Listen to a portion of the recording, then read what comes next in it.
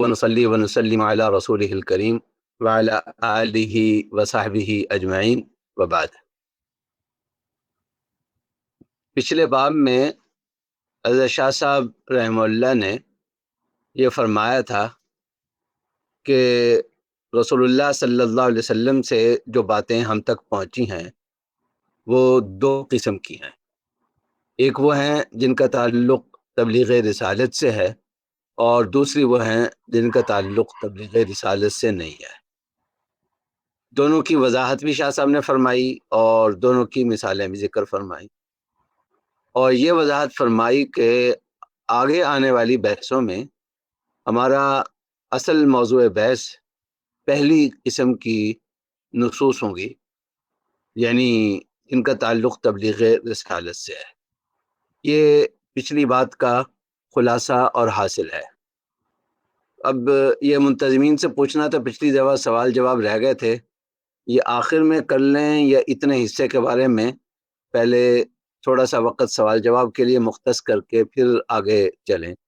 یہ کیا رائے ہوگی منتظمین کی؟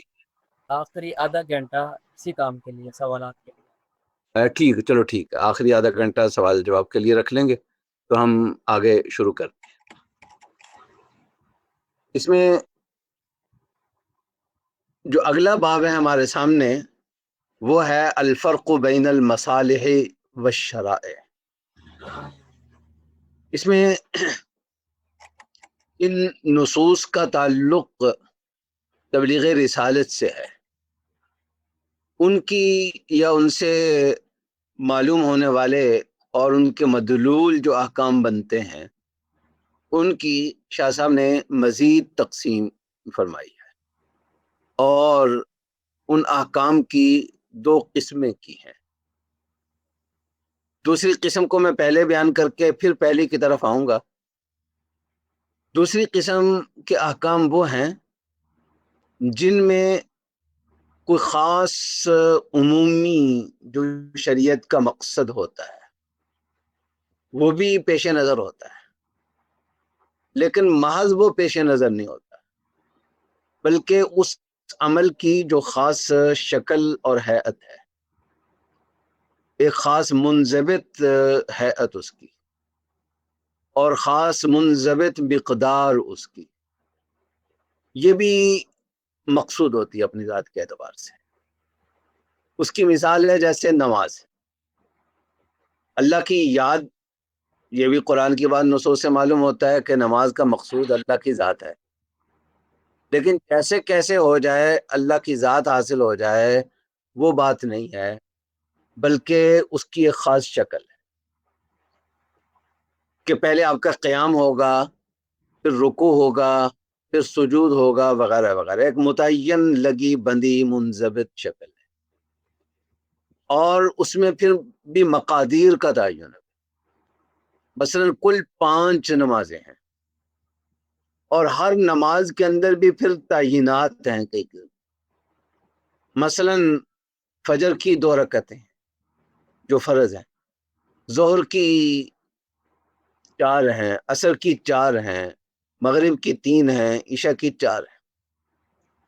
خرچ انفاق یہ اللہ کا ایک الگ حکم ہے، اور انفاق سے جو مقاصد حاصل ہوتے ہیں وہ بھی شریعت کو مقصود ہے، لیکن جب زکوٰۃ کی بات آتی ہے تو وہاں ایک خاص شکل عمل کی وہ مطلوب ہے، اس کی ہیئت بھی متعین ہے، اور اس کا حدود اربع متعین ہے، اس کا فریم متعین ہے کہ اتنے مال میں سے اتنی زکوٰۃ، اتنے اونٹوں میں سے اتنی بکریاں، یا اتنے اونٹوں میں فلاں عمر کی اونٹنی، اتنے اونٹوں میں فلاں عمر کی اونٹنی، بین ہی وہی دینی پڑے گی، اس کے بغیر وہ شریعت کا جو حکم ہے وہ ہم نہیں کہیں گے کہ وہ پورا ہوا ہے۔ یہ تو دوسری قسم کی کے احکام ہیں جن کو شاہ صاحب نے شرائع کا عنوان دیا، یعنی شرائع محدودہ، شرائع منضبطہ، جس کا فریم دائرہ کار، جس کی شکل، جس کی حیث، جس کی بہت ساری چیزیں منضبط۔ اس کو شاہ صاحب نے دوسرے نمبر پر رکھا، لیکن پہلی قسم کو سمجھنے کے لیے چونکہ اس کا پیش نظر رہنا ضروری تھا، اس لیے میں نے پہلے دوسری نوع کو بیان کیا۔ جو پہلی نوع شاہ صاحب نے بیان کی ہے اس کو شاہ صاحب نے عنوان دیا ہے علم المصالح والمفاسد کا، اور باب کے عنوان میں صرف مصالح کا عنوان دیا۔ تو گویا جو شرعی نصوص ہیں، یعنی تبلیغ رسالت سے تعلق رکھنے والے نصوص ہیں، وہ دو طرح کی ہوگی۔ ایک وہ جن میں شرائع یعنی شرائع محددہ، شرائع منضبطہ وہ بیان کی گئی ہیں، دوسری قسم۔ اور پہلی قسم وہ ہے جن کو شاہ صاحب مصالح کہتے ہیں۔ مصالح سے کیا مراد ہے؟ ہم سمجھنے کے لیے کہہ سکتے ہیں کہ شریعت کے ایک وہ احکام ہیں جو ٹھوس ہیں۔ جو ٹھوس چیز ہوتی ہے اس کا ابعاد ثلاثہ متعین ہوتے ہیں، طول اتنا ہے، عرض اتنا ہے، عمق اتنا ہے۔ اور ایک لیکوڈ چیز ہے، مثلا میرے سامنے اس وقت یہ پانی ہے، یہ گلاس کے اندر ہے تو اس کی اور شکل ہے، اگر اس کو کسی کٹورے میں ڈال دوں گا تو اس کی شکل اور ہو جائے گی۔ تو مصالح سے مراد ہم کہہ سکتے ہیں شریعت کے لیکوڈ احکام، اور شرائع کے بارے میں ہم کہہ سکتے ہیں شریعت کے ٹھوس احکام۔ تو مصالح میں جو چیزیں شریعت بیان کرتی ہے وہ جنرل قسم کی ہوتی ہیں، ان میں تعینات کم ہوتی ہیں اور جنرلائزیشن ان میں زیادہ ہوتی ہے۔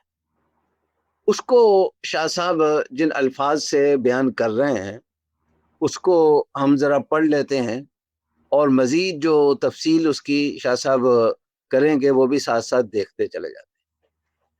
شاہ صاحب فرما رہے ہیں کہ باب الفرق بین المصالح والشرائع، اعلم ان الشارع افادنا نوعین من العلم متمایزین باحکامہما متباینین فی منازل، یعنی دونوں جو دو انواع کر رہے ہیں یہ محض نظریاتی یا فلسفی قسم کی تقسیم ہی نہیں ہے، بلکہ اس کے عملی نتائج بھی ہوتے ہیں۔ دونوں انواع کے احکام بہت ساری جگہوں پہ ایک دوسرے سے الگ الگ ہو جاتے ہیں، اور دونوں احکام کا مرتبہ اور مقام شریعت کی نظر میں کیا ہے وہ بھی بعض اوقات ایک دوسرے سے مختلف ہوتا ہے۔ متمایزین باحکامہما متباینین فی منازل، فاحد النوعین علم المصالح والمفاسد، پہلی نوع جس کو علم المصالح والمفاسد کا نام دیا، آنی ما بینہ من تہذیب النفس باکتساب الاخلاق النافعة فی الدنیا او فی الآخرہ وازالۃ اضدادها ومن تدبیر المنزل وآداب المعاش وسیاست المدینہ۔ عمومی احکام جیسے عدل کرنا چاہیے، انسان کے اندر تواضع ہونی چاہیے، کبر سے انسان کو بچنا چاہیے، حسد نہیں ہونا چاہیے، انسان کے اندر اخبات ہونا چاہیے، اللہ کے سامنے عاجزی اور جھکنا، اور اللہ کے سامنے اپنے آپ کو بے بس سمجھنے کا جذبہ انسان کے اندر ہونا وغیرہ وغیرہ۔ یہ عمومی نوعیت کے وہ احکام ہیں۔ شاہ صاحب اس میں دو چیزوں کو خاص طور پر ہائی لائٹ کر رہے ہیں۔ ایک وہ عمومی احکام جس کا تعلق تہذیب النفس کے ساتھ ہے، یعنی انسان کی ذات اس سے پاکیزہ ہوتی ہے، اور وہ ہوتی ہے ان اخلاق کو اختیار کرنے سے جو دنیا میں یا آخرت میں فائدہ مند ہے، یہ دونوں میں فائدہ مند ہے، فی الدنیا او فی الآخرہ۔ یہ علماء کی زبان میں سمجھ لیجئے کہ او جو ہے یہ مانعۃ القلوب کے لیے، دنیا میں یا آخرت میں یا دونوں کے اندر وہ اخلاق نافع ہے، جیسے کبر نہ ہو اور تواضع آپ کے اندر ہو، یہ دنیا میں بھی نافع ہے، دنیا میں بھی اس کے فوائد ہوتے ہیں، اور اصل جو مقصود ہے وہ آخرت کے فوائد حاصل کرنا ہے۔ اس لیے حدیث میں جہاں تواضع کی بات آئی ہے وہاں تواضع للہ کے لفظ بھی آتے ہیں، یا ان کی ازداد کو زائل کرنا، یعنی مثلا آپ حسد کو زائل کرتے ہیں اور ہمدردی اور ایثار کو حاصل کرتے ہیں۔ دوسری مثال شاہ صاحب نے دی ہے تدبیر المنزل و آداب المعاش و سیاست المدینہ۔ وہ عمومی جنرل احکام جن کا تعلق تدبیر المنزل سے، مثلا رسول اللہ صلی اللہ علیہ وسلم نے ارشاد فرمایا کہ خیرکم خیرکم لأہلہ، یا آپ نے فرمایا کہ الطفکم بأہلہ، اپنے گھر والوں کے ساتھ سب سے زیادہ وہ نرمی برتنے والا ہو۔ اب وہ کیسے کرنا ہے، گھر والوں کے ساتھ حسن خلق کیسے برتنا ہے، یہ ظاہر ہے کہ اس کی کوئی شکل متعین نہیں ہے۔ وہ آپ کی اچھی زبان کی شکل میں بھی ہو سکتا ہے، وہ اس کو اچھے کپڑے لے کر دینے کی شکل میں بھی ہو سکتا ہے، وہ اس کی تعریف کرنے پر بھی ہو سکتا ہے، وہ اس کے کھانے کی تعریف کرنے پر ہو سکتا ہے، وہ اس کے حسن کی تعریف کرنے پر ہو سکتا ہے، وہ کھانا کھلانے کے لیے باہر لے جانے پر ہو سکتا ہے۔ وہ ہر جگہ اس کی نوعیتیں الگ الگ ہوں گی، اس کی شکل کوئی متعین نہیں۔ اسی طرح رسول اللہ صلی اللہ علیہ وسلم نے یہ بتلایا کہ اچھی بیوی وہ ہے کہ جب خاوند اسے دیکھے تو اس کے اپنے دکھ بھول جائے، باہر سے جو مسئلے مسائل اپنے ذہن پہ مسلط کر کے لایا ہے گھر کے اندر، گھر پہنچتے ہی اس کا رویہ ایسا ہو کہ وہ واش آؤٹ ہو جائے اس کے ذہن، اس کے جو مسئلے مسائل اس کی الجھنیں ہیں ان کو پہلی نظر ہی میں واش آؤٹ کر دے۔ اب وہ کیسے ہوگا؟ اس کی مسکراہٹ سے بھی ہو سکتا ہے، اس کے اچھے استقبال سے بھی ہو سکتا ہے، اس کو کھانا پوچھنے سے بھی ہو سکتا ہے، اس کی والدہ کی تعریف کرنے سے بھی ہو سکتا ہے۔ ہر خاوند کا مزاج الگ الگ ہوگا، اس کے والد کی تعریف کرنے سے ہو سکتا ہے، کسی اور معاملے میں ہو سکتا ہے۔ اگر کوئی ہمارے جیسا کوئی مولانا صاحب ہے تو یہ کہہ دے کہ آپ کی تقریر بھی سن رہی تھی میں، تو بڑی شاندار تقریر تھی آپ کی، تو مولانا صاحب اسی سے خوش ہو جائیں گے۔ تو اذا نظر الیہا سرت ہو۔ تو خیر، کہنے کا مقصد یہ تدبیر المنزل سے متعلق یہ عمومی احکام ہیں جن کی شکل ہر جگہ الگ الگ ہو سکتی ہے۔ آداب المعاش سے متعلق احکام ہے، آپ حلال کمائیں گے، آپ ربا سے بچیں گے، اور آپ دھوکہ نہیں دیں گے، آپ دیانتداری سے کام لیں گے، لیکن اس کی شکلیں مختلف ہو سکتی ہیں۔ سیاست المدینہ یعنی اپنا جو نظام اپنا ہمارا اجتماعی نظام ہے، جو نظام جبر و طاعت ہے، سیاسی نظام ہے ہمارا، اس کو کیسے چلانا ہے، اس کے بارے میں کہ عدل ہونا چاہیے، اس میں مساوات ہونی چاہیے، اس میں حقوق کی ادائیگی ہونی چاہیے، اس میں ہر ایک کو دوسرے کے حوالے سے بے فکری ہونی چاہیے کہ کوئی مجھے ایذا نہیں پہنچائے گا، اطمینان اس میں ہونا چاہیے، وغیرہ وغیرہ۔ یہ عمومی ہے۔ غیر مقدر لذالک بمقادیر معینہ ولا ضابط لمبہمہ بحدود مضبوط۔ نہ تو یہاں اس طرح کے احکام میں شریعت خاص مقدار متعین کرتی کہ اتنے تولے عدل ہونا چاہیے، بیوی کے ساتھ حسن اخلاق اتنے یونٹ ہونے چاہیے، اس کا نظام بھی یہ ہے۔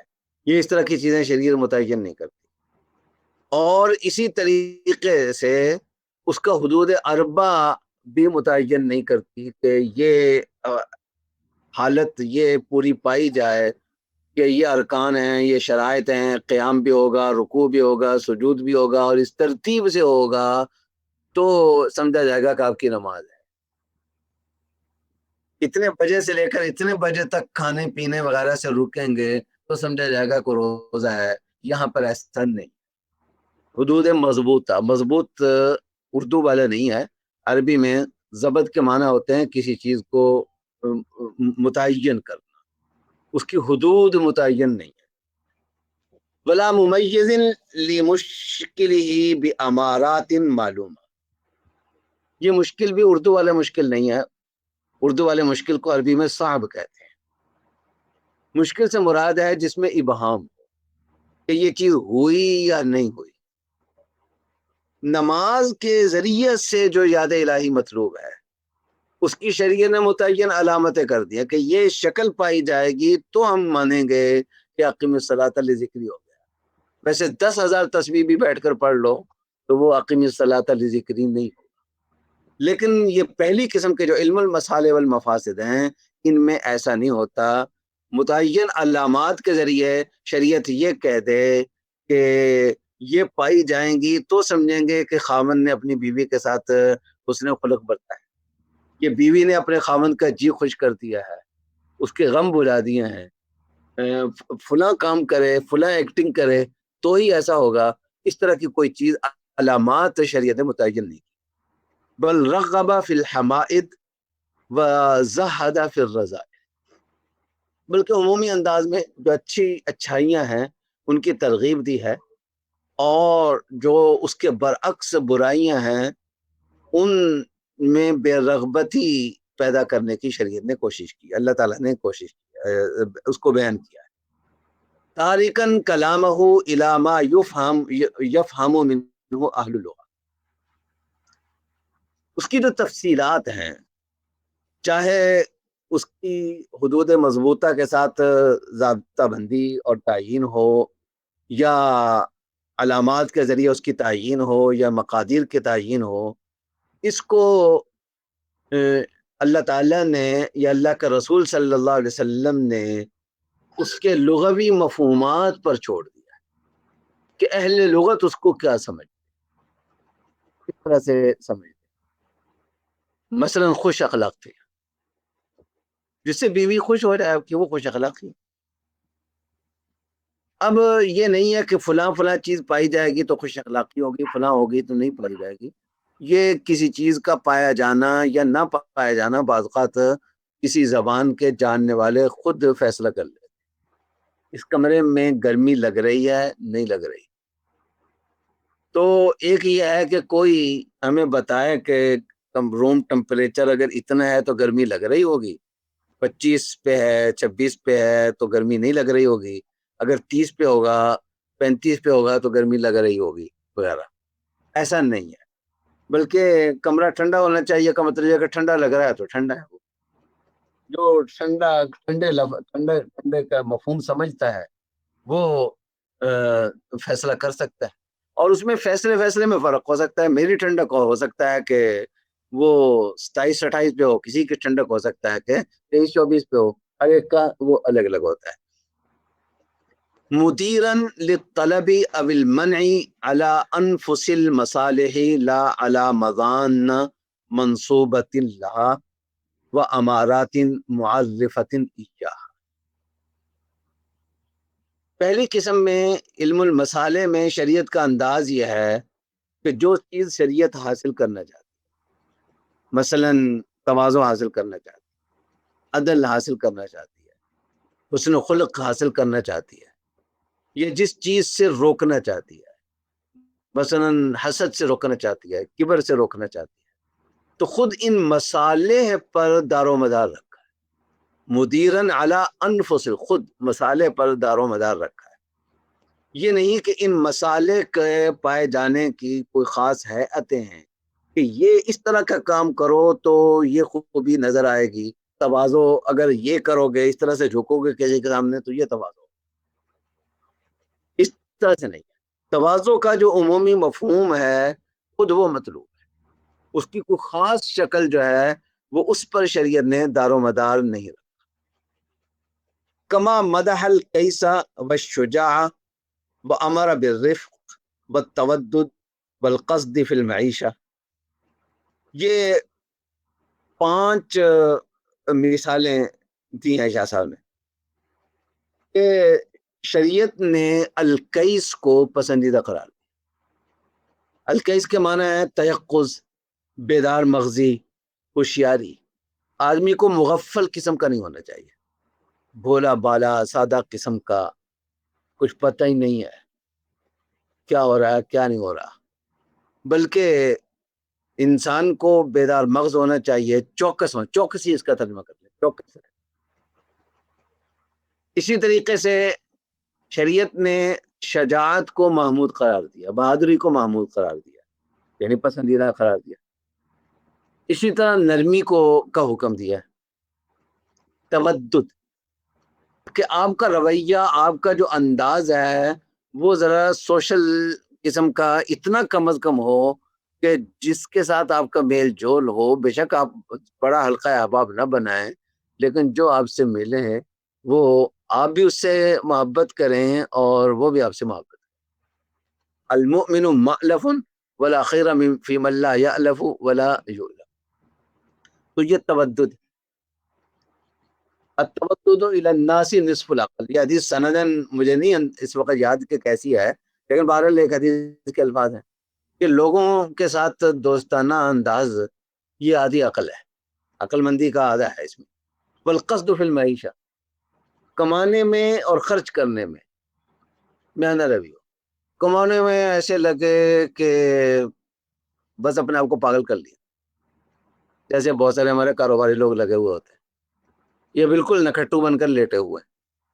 یا خرچ کرنے میں اعتدال سے نکل گیا، ایسا نہیں ہونا چاہیے. تو یہ کئی شجاع، رفق، تودد، قصد فی المعیشہ، یہ چیزیں تو شریعت نے ہمیں کہا کہ یہ اختیار کرو.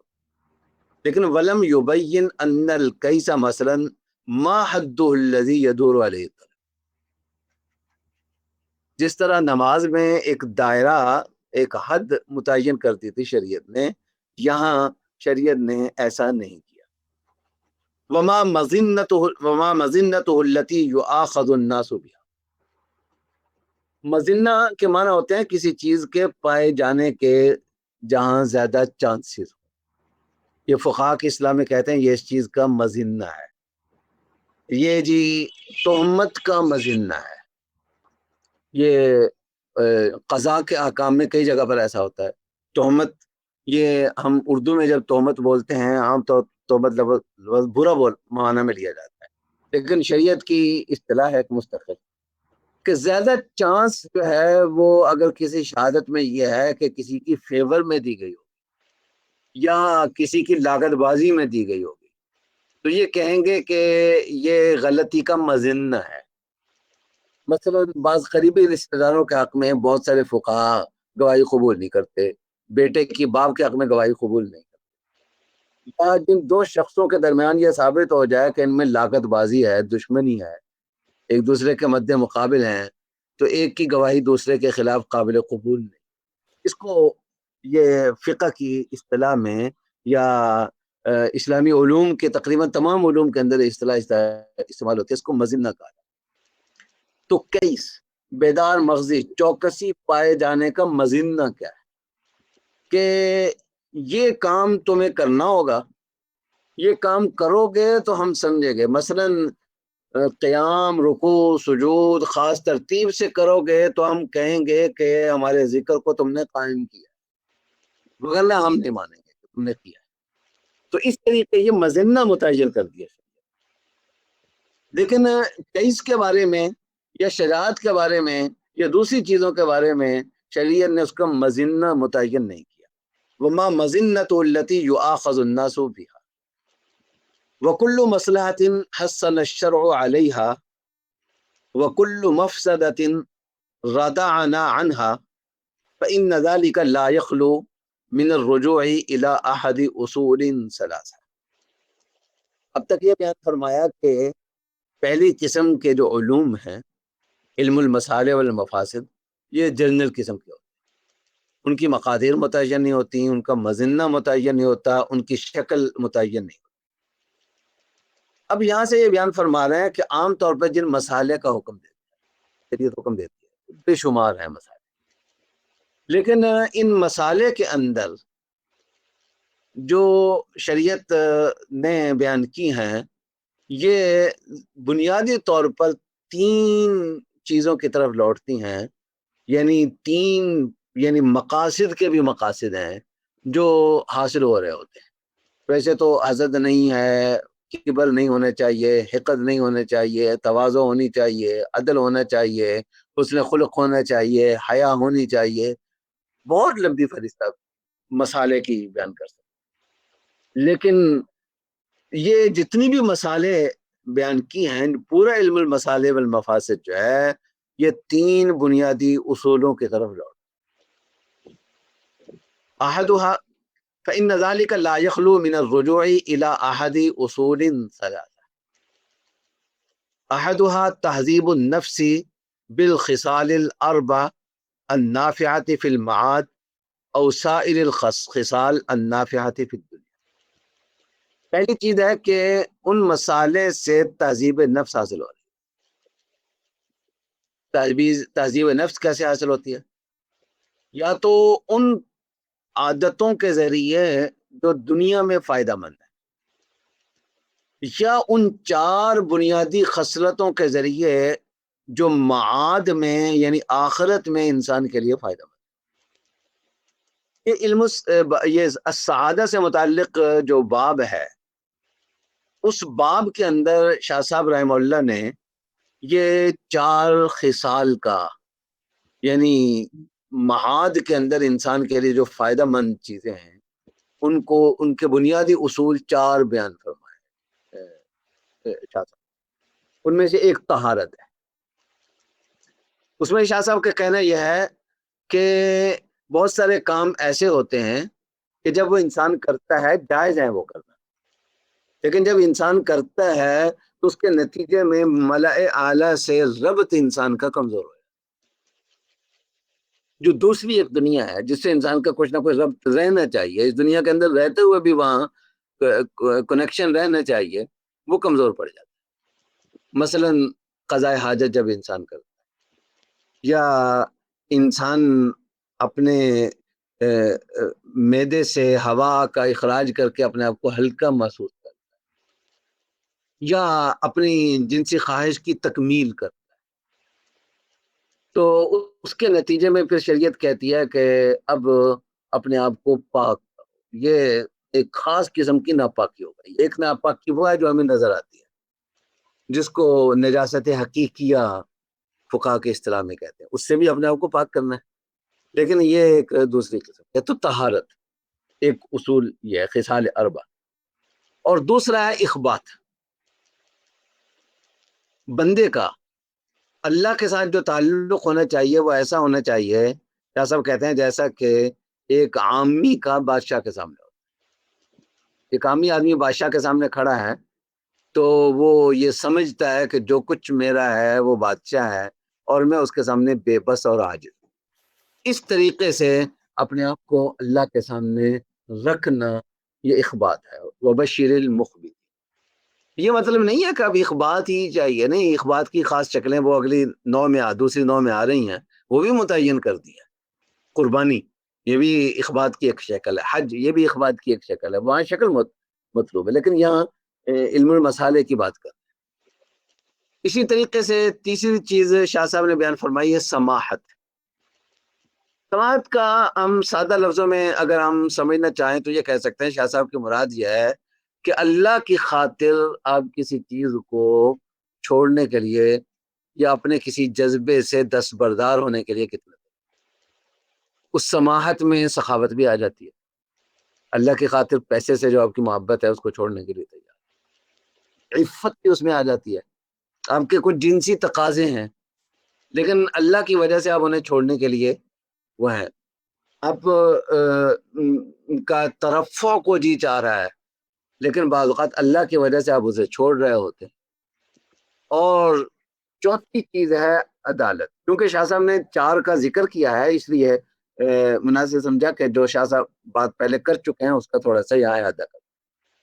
تو یہ بارے ذرا دوبارہ پڑھ لیتے ہیں کہ فإن ذلك لا يخلو من الرجوع إلى أحد أصول ثلاثة أحدها تهذيب النفس بالخصال الأربع النافعة في المعاد أو سائر الخصال النافعة في الدنيا. والثانية 3 بنیادی اصول جن کی طرف سارے مسالے اور مفاسد کے احکام لوٹتے ہیں. ان میں سے دوسرا اعلاء کلمت الحق وتمکین الشرائع والسعی فی اشاعتها.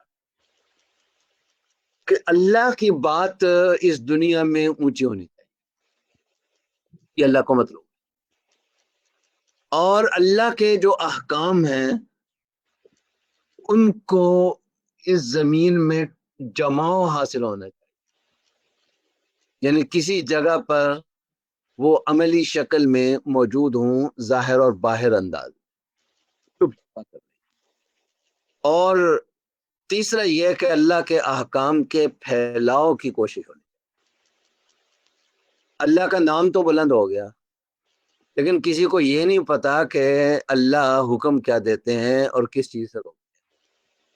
تو اعلاء کلمت الحق تو ہو جائے گا، لیکن السعی فی اشاعت یاد. تو تین چیزوں کا مجموعہ: اعلاء کلمت الحق و تمکین الشرائع والسعی فی اشاعت.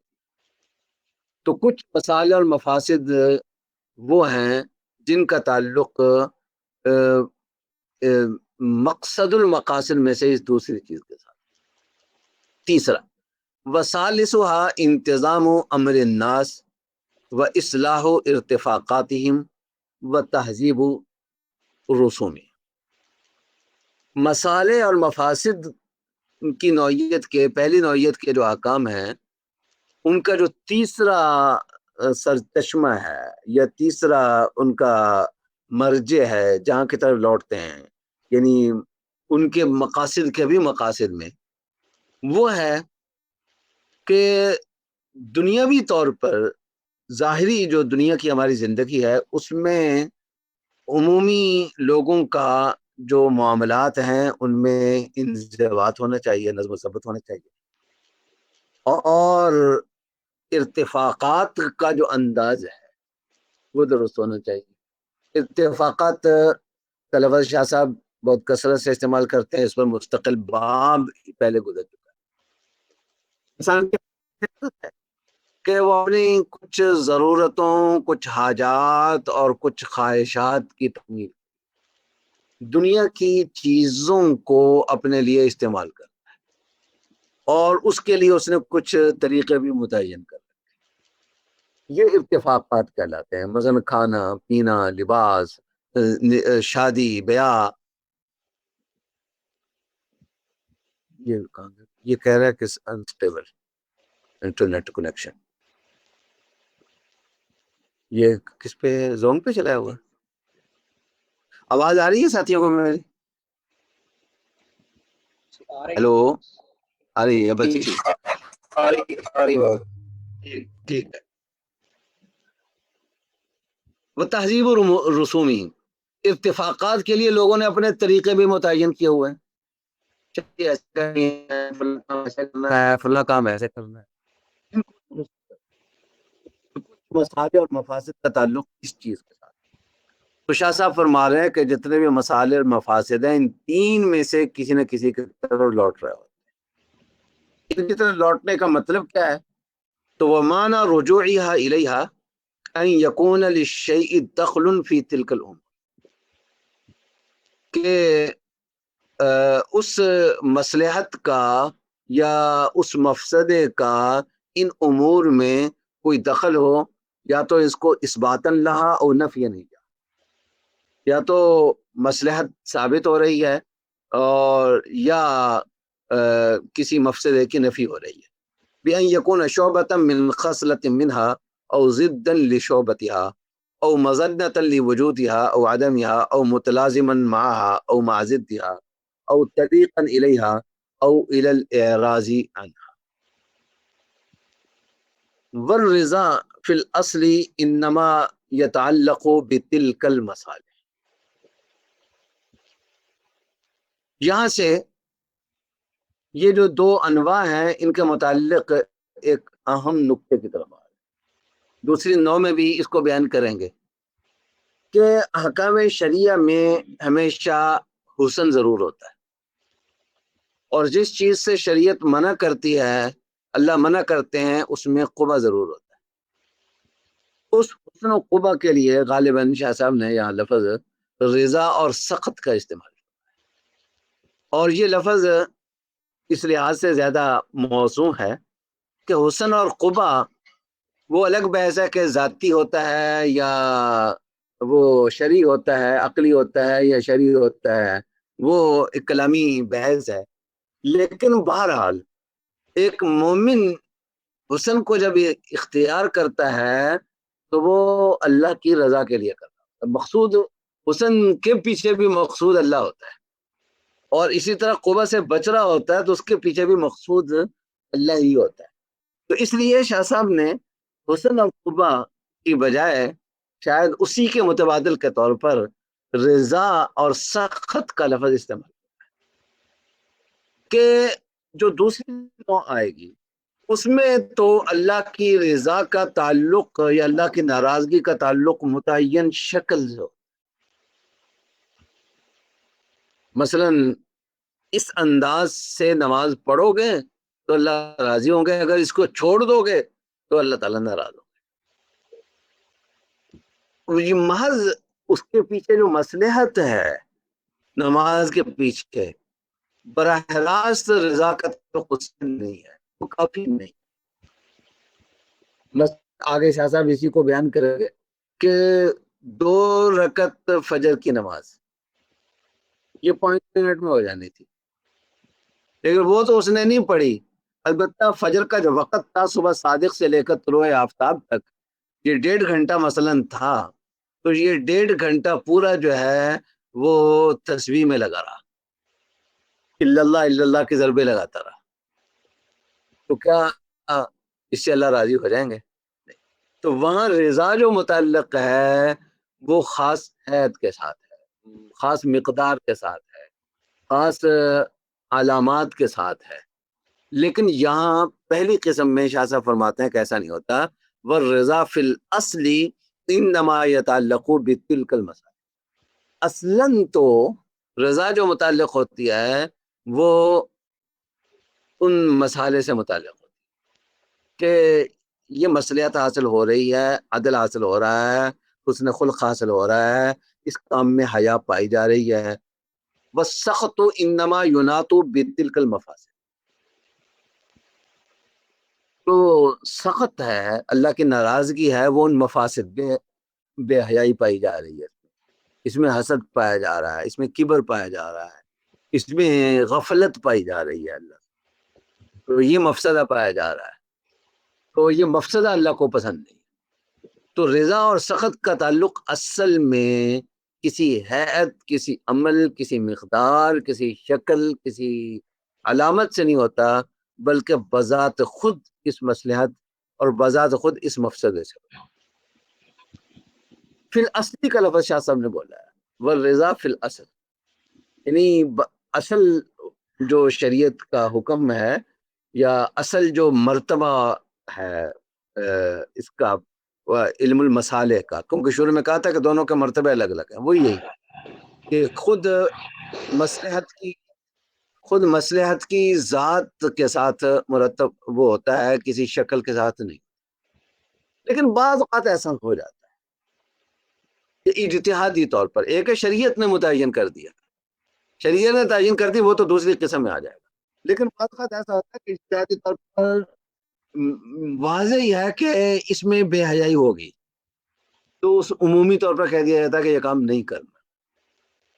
واضح ہے کہ اس میں ظلم اور زیادتی ہو ہی جائے گا، اس میں ایکسپلائٹیشن ہو جائے گی، ایک طاقتور فریق جو ہے وہ ایک کمزور فریق کی کمزوری سے فائدہ اٹھا ہی لے گا. تو وہاں پھر کچھ ضوابط بھی متعین کرنے پڑ جاتے ہیں، لیکن وہ شرائع کے درجے میں نہیں ہوں گے بلکہ وہ انتظام کے درجے میں.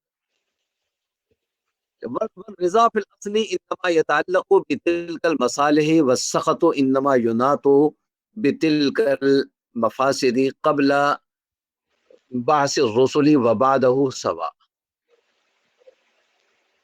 یہ کیا صاحب کہہ رہے ہیں کہ جو شرائع ہیں وہ تو رسولوں کے آنے سے معلوم ہوتی ہے اور رسولوں ہی کے ذریعے سے ان کی تعین ہوتی ہے، لیکن جو مصالح ہیں یہ بعثت رسول سے پہلے بھی موجود ہوتی ہے، اور اس وقت بھی اللہ کی رضا کا ان سے تعلق ہوتا ہے. وہ اس تعلق کی نوعیت اب بعثت رسول سے پہلے کس نوعیت کی ہوتی ہے، بعد میں کس نوعیت کی ہوتی ہے، یہ ایک الگ تفصیل طلب بحث ہو سکتی ہے. لیکن شاہ صاحب کا کہنا یہ ہے کہ دونوں اپنا بعثت رسول سے پہلے بھی اس سے رضا کا یا سخط کا تعلق ہوتا ہے. اس کی مثال میرے ذہن میں ایک آ رہی ہے، ہو سکتا ہے کہ واقعتاً بنتی ہو، اہل علم تصحیح کر سکتے ہیں میری. ایک حدیث آتی ہے حکیم ابن حزام رضی اللہ تعالیٰ عنہ، صحیح بخاری میں بھی ہے، مسلم میں بھی ہے، لفظوں کے تھوڑے تھوڑے فرق کے ساتھ. یہ فتح مکہ کے موقع پر مسلمان ہوئے. انہوں نے رسول اللہ صلی اللہ علیہ وسلم سے پوچھا کہ یا رسول اللہ، جب میں مسلمان نہیں ہوا تھا، رسول اللہ صلی اللہ علیہ وسلم کی بعثت کے بعد بھی اور بعثت سے پہلے بھی، تو اس وقت بھی میں کچھ نیک کام کیا کرتا تھا. کوئی غلام آزاد کر دیا، کسی کی ہمدردی کر دی، کوئی قیدی چھڑا دیا، اس طرح کے نیک کام ظاہر کربوں میں ہوتے تھے. اور بہت سارے کافر نیک کام جو ہیں وہ خلوص کے ساتھ، یعنی ریاکاری کے طور پر نہیں کرتے تھے، اخلاص کے ساتھ اس معنی میں کرتے تھے کہ نیکی کو نیکی سمجھ کر ہی کر رہے ہوتے تھے. اور جو اللہ کو ماننے والے ہوتے تھے وہ اللہ کو راضی کرنے کی نیت بھی ہو سکتا ہے ان کی. سوال حکیم ابن حزام نے یہ کیا کہ یا رسول اللہ، ایک طرف شریعت کا یہ اصول ہے ان الاسلام یہدم ما کان قبل، کہ جب آپ اسلام میں داخل ہوں گے، اسلام کے گیٹ میں داخل ہوں گے، آپ کے دائیں کندھے پر نیکیوں کا بورا ہے، بائیں کندھے پر گناہوں کا ایک گٹھڑا ہے. تو یہ بات تو طے ہے کہ جب آپ گیٹ میں داخل ہوں گے تو بائیں طرف والا جو آپ کا گٹھڑ ہے گناہوں کا، وہ تو وہیں رہ جائے گا، حقوق کا نہیں، گناہوں کا. حقوق معاف ہونے کے اصول شریعت میں اور ہیں، گناہ معاف ہونے کے اصول شریعت میں اور ہیں. تو وہ گناہوں کا جو آپ کا گٹھڑا ہے وہ تو ان الاسلام یہدم ما کان قبل، وہ سارے گناہ ختم، وہ معاف. اور اکثر علماء کے نزدیک اس کے لیے توبہ کرنے کی بھی کوئی ضرورت نہیں. لیکن حکیم ابن حزام نے دوسرا سوال کیا کہ جب میں اسلام میں داخل ہوا وہ تو باہر گرا دیا گیا، وہی رہ گیا، پیچھے رہ گیا، لیکن جو میرے دائیں کندھے پر تھیلا تھا نیکیوں کا، کیا وہ میرے ساتھ ہی ہے یا وہ بھی وہیں رہ گیا، گیٹ پر ہی رہ گیا، چوکیدار نے اتار کر رکھ لیا وہاں پہ؟ یہ سوال حکیم ابن حزام نے رسول اللہ صلی اللہ علیہ وسلم سے کیا، یعنی اسلام لانے سے پہلے جو نیکیاں میں کرتا تھا کیا اب وہ میرے کھاتے میں ہیں اور اب مجھے ان کا فائدہ ہوگا؟ تو رسول اللہ صلی اللہ علیہ وسلم نے فرمایا کہ اسلمت علی ما سلف لک من خیر، کہ گناہوں کا جو تھیلا ہے وہ تو رہ گیا، وہ گٹھڑا وہ تو پیچھے رہ گیا تمہارا، لیکن یہ بیگ نیکیوں والا یہ ہاتھ میں پکڑ کر ساتھ لے کر اسلام میں داخل ہوئے ہو، یہ باہر نہیں رہا.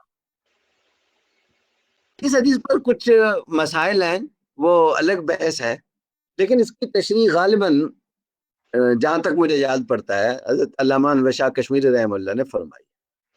لیکن میں ان کی طرف نسبت کرنے میں پورے جزم اور یقین کے ساتھ نہیں کہتا، لیکن بات بہرحال جو بھی ہے وہ ایک بنتی ہے.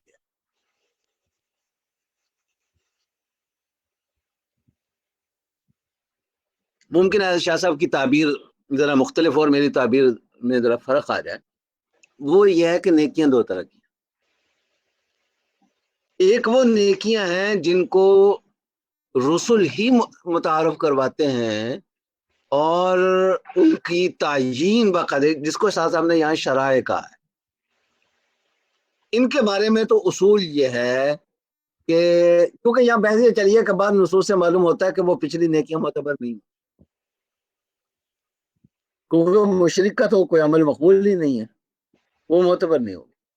تو یہ اس طرح کی جو نیکیاں ہیں وہ تو شریعت کی نظر میں ہوئی ہی نہیں، کیونکہ ان کے پائے جانے کے لیے مسلمان ہونا ایک شرط، جیسے نماز کے لیے طہارت شرط تھی، نماز کے لیے قبلہ رخ ہونا شرط تھا، اسی طرح مسلمان ہونا بھی شرط. اگر نماز پڑھی ہے تو وہ نماز ہی نہیں ہے. لیکن جو مصالح کے قبیل سے ہیں، یہاں میں وہی بات جو عام طور پر اس حدیث کی تشریح میں عرض کیا کرتا ہوں وہ شاہ ولی اللہ کی الفاظ میں یہاں استعمال کر رہا ہوں کہ مصالح کے نوعیت کی جو نہیں، ایک اس میں صدقہ خیرات، عام صدقہ خیرات جو زکوٰۃ سے ہٹ کر ہے، اس میں آ جاتا ہے، اطعام الطعام وہ اس کے اندر آ جاتا ہے۔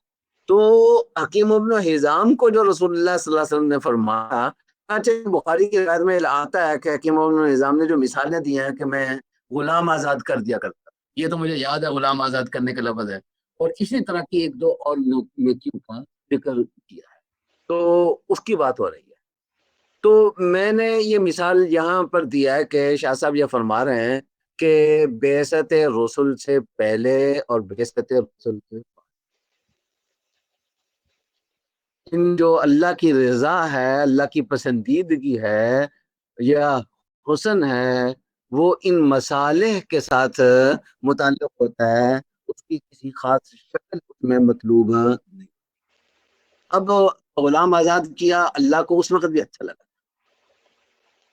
تو اب مسلمان ہو گئے ہیں، اللہ کو جو اچھا لگا تھا وہ تمہارے کھاتے میں وہ اچھا ہی رہے گا، وہ تمہارے کھاتے سے حذف نہیں۔ ولولا تعلق الرضا والسخط بتین القبیلتین لم یبعث الرسل، دونوں کے لیے، دوسرے کے لیے خاص طور پر، یعنی شرائع کے لیے اور مسالے کے لیے بھی۔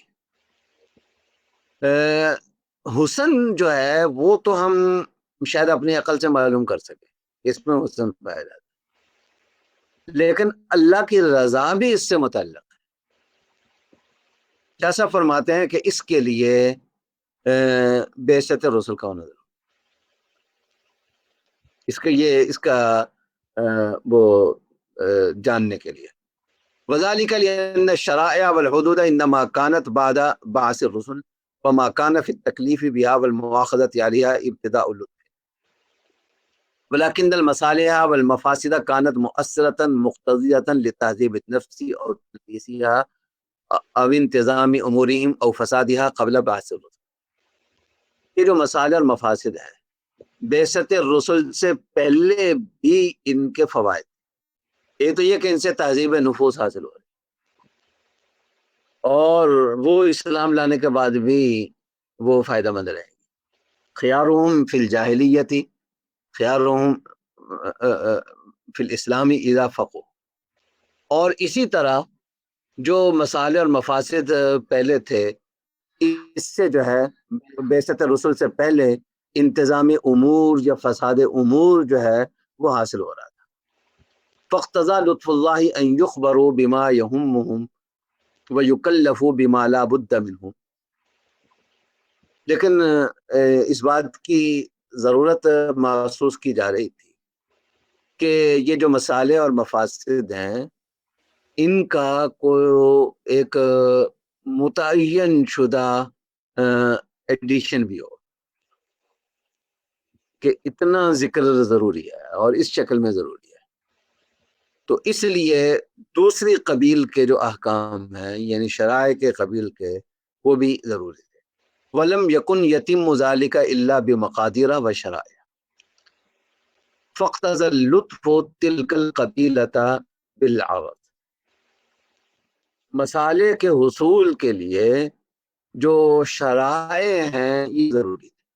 اگر آپ یہ کہ نہیں مسالے کافی ہیں، اور یہیں سے میں شاید درستی سمجھا ہوں گا، بعض لوگوں نے شاہ ولی اللہ کی بعض عبارتوں سے یہ سمجھایا کہ شاید وحدت ادیان تو اس کے قریب کسی نقطہ نظر کی طرف شاہ صاحب وہ جا رہے ہیں۔ کل بعض لوگ جو اپنے آپ کو شاہ ولی اللہ کی فکر کی طرف منسوب کرتے ہیں، وہ بعض اوقات وہ یعنی یہ مترشح ان کی بات سے ہوتا ہے۔ میں نہیں کہتا کہ کسی کا یہ نقطہ نظر ہے، لیکن اس طرف کو بات جاتی ہوئی نظر آ رہی، لیکن صاحب کہتے ہیں کہ یہ ٹھیک عمومی مسالے اور مفاسد، اس میں حسن اور قبح جو اس کے اثرات ہیں وہ انسانیت کو مل جاتے ہیں، لیکن ایک تو اللہ کی رضا بتانے سے متعلق ہوتے ہیں، رسولوں کے بتانے سے متعلق، اور دوسرا یہ کہ یہ اکیلے مجرد مسالے مفاسد نہیں، بلکہ اس کا ایک ایڈیشن وہ بھی اس لیکوڈ شکل میں بھی ہونے چاہیے، پانی بھی ہونا چاہیے، لیکن ساتھ جہاں آپ جگ اور گلاس پانی کا رکھا ہے وہی آپ برف کی کیوب بھی رکھیں گے ساتھ، برف کی ٹکڑیاں بھی ساتھ رکھیں، اس کی بھی ضرورت ہے۔ تو وہ جو شرائع ہیں یہ برف ہے، اور جو مسالے اور مفاصل ہیں یہ پانی ہے، وہ ہر موقع پر اپنی الگ الگ شکل اختیار کر لیں۔ تو شاہ صاحب یہ بتانا چاہتے ہیں کہ اس کی بھی ضرورت ہے۔ اس سے یہ بھی مفہوم ہوتا ہے کہ اس طرح کی کوئی بات کہ مجرد مسالے اور عمومی مقاصد اگر حاصل ہو جائیں تو جو ظواہر شریعت ہیں شاید وہ اتنے وہ متعلق نہیں رہتے۔ اگر اس طرح کی کوئی بات شاہ صاحب کی بعض عبارتوں سے سمجھتا ہے تو شاہ صاحب کی دوسری عبارتیں، اور صرف یہ عبارت نہیں اور بھی کئی عبارتیں ایسی ہیں جو اس فہم کی نفی کرتی ہیں۔ وَهَذَا النَّوْعُ مَعْقُولُ الْمَعْنَى، یہ اصل میں شاہ صاحب آہستہ آہستہ نوع ثانی کی طرف منتقل ہو رہے ہیں۔ وَهَذَا النَّوْعُ مَعْقُولُ الْمَعْنَى، یہ پہلی نوع کی بات کر رہے ہیں۔ جو نوع ثانی آئے گی یعنی شرائع، مسالے اور ایک شرائع جو متعین شکل، جیسے نماز ہے، نماز کی رکعتوں کی تعداد ہے، اس کی خاص ہے۔ اس کے بارے میں ہم آگے چل کر بتائیں گے، فقہا بھی یہ بات کہتے ہیں، شاہ صاحب نے بھی کہی ہے، یہ فقہا کی خاص اصطلاح ہے کہ یہ معقول المعنی نہیں ہے۔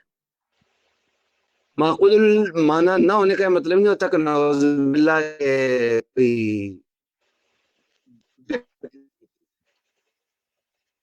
اس میں کوئی آپ عقلی فائدہ ڈھونڈ نہیں سکتے، یہ مطلب نہیں ہے، بلکہ مطلب یہ ہے کہ ہمیں ان کا جو مکلف بنایا گیا ہے وہ کسی خاص مقصد یا کسی خاص عمومی مصلحت کے پیش نظر نہیں، بلکہ اس حکم کی جو ذات ہے یعنی خاص شکل ہے یہی ہمیں مقصود ہے۔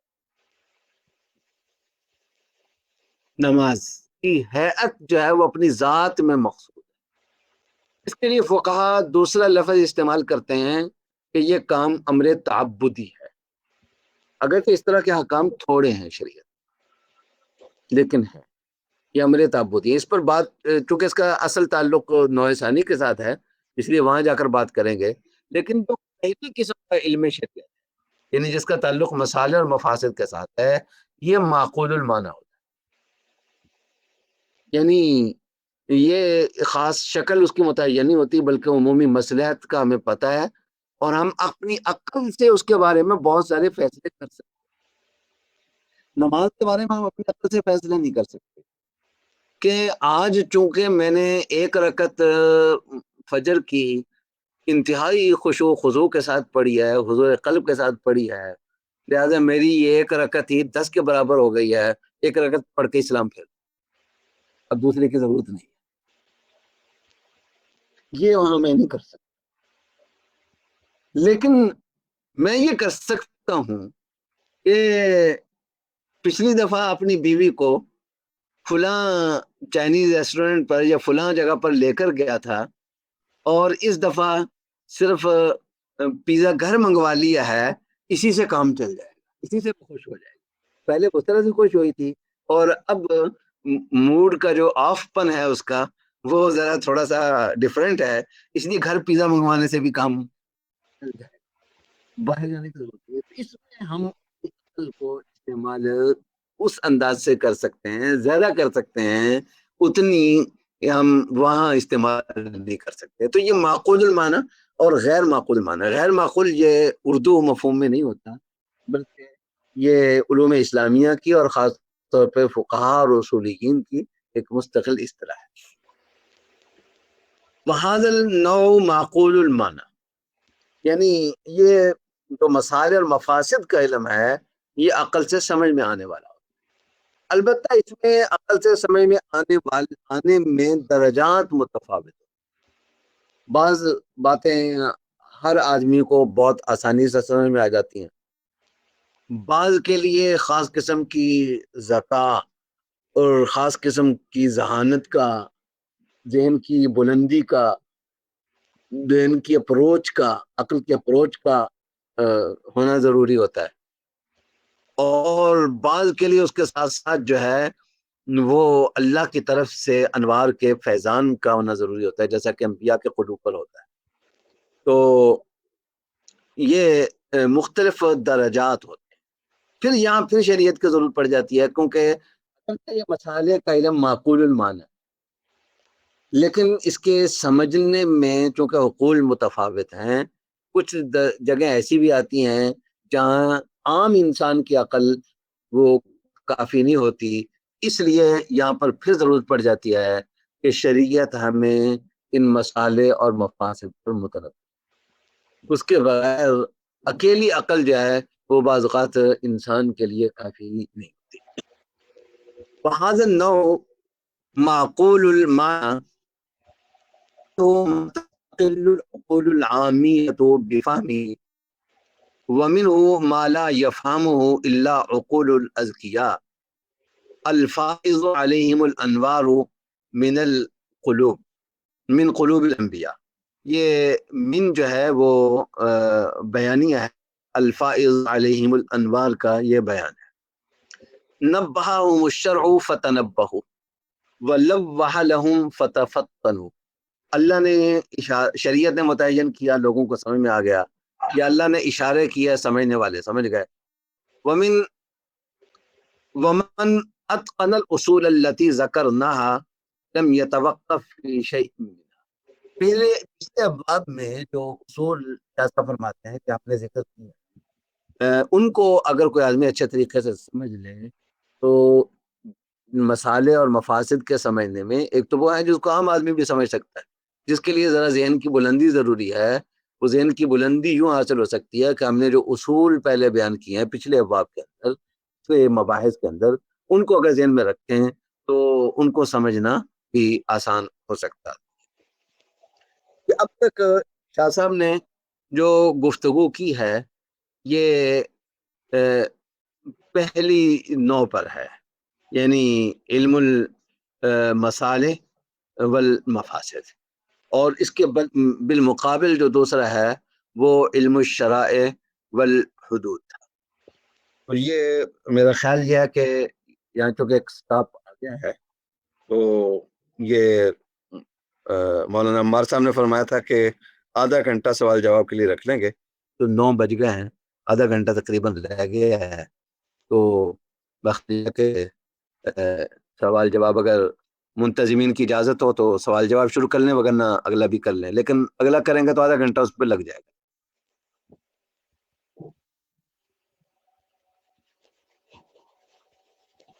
صحیح. دو حضرات سوال کرنا چاہیں. ایک ہی کر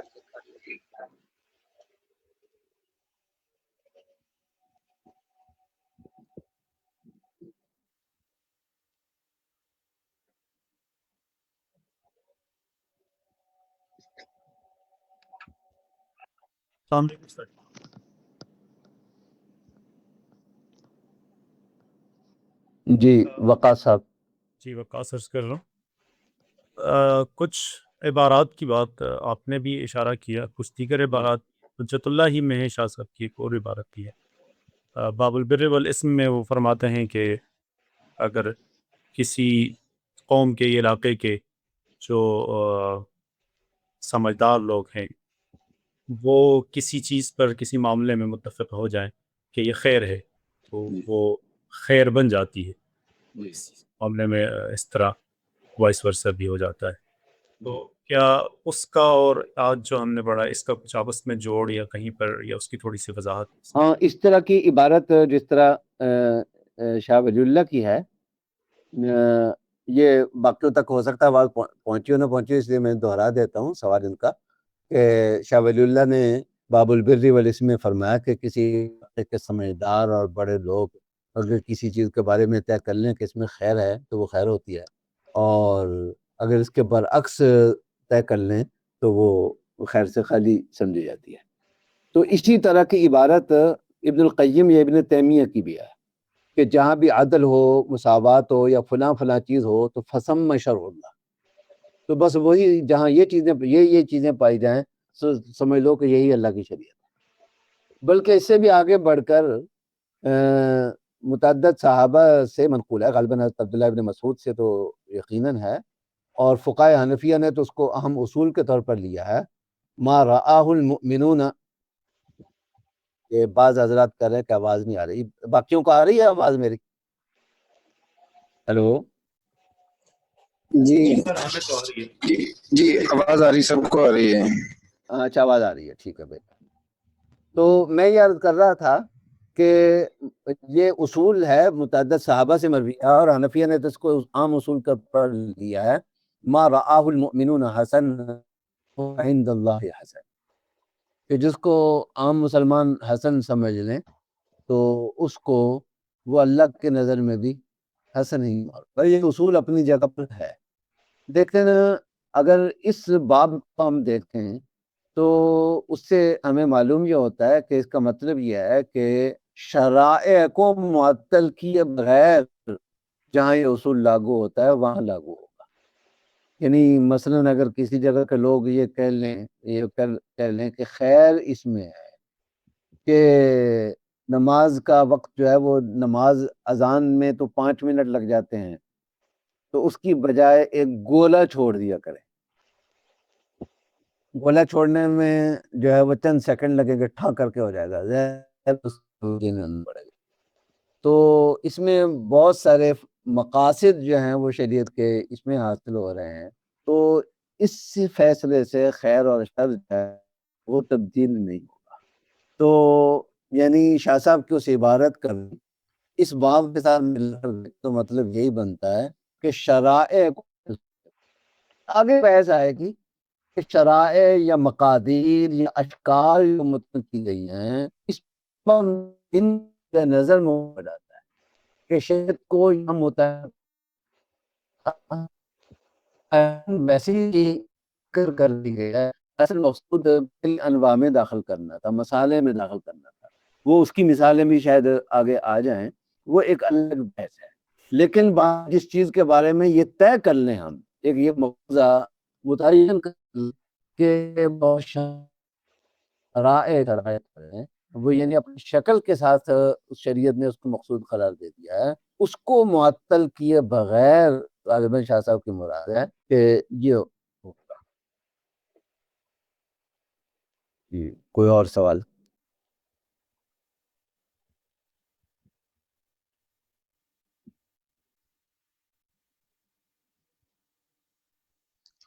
السلام علیکم. جی سون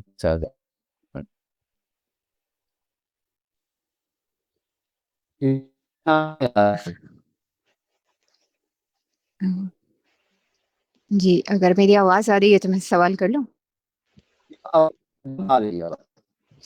اچھا سر، میرے 2 سوال ہیں اور وہ گزشتہ آپ کے درس سے ہیں. پہلا سوال یہ ہے کہ ہم نے ایک اصطلاح پڑھی ہے علوم النبی.